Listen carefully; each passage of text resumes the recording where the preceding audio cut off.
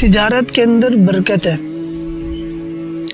اس لیے کہ اللہ تعالیٰ کی ذات کا حکم ہے، حضور صلی اللہ علیہ وسلم کی سنت ہے، صحابہ کرام رضی اللہ مجمعین کا شیوہ ہے، اور ان کی زندگی کی پوری جو ہمیں رہنمائی ملتی ہے وہ یہ تجارت ہے۔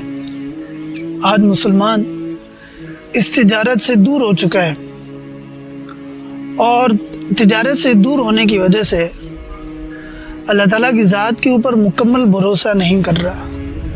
بھروسہ نہ کرنے کی وجہ سے ایسی چیزوں کا اور ایسے لوگوں کا اور ایسے ماحول کا محتاج ہو چکا ہے کہ جو اللہ تعالیٰ کی ذات سے دور ہے۔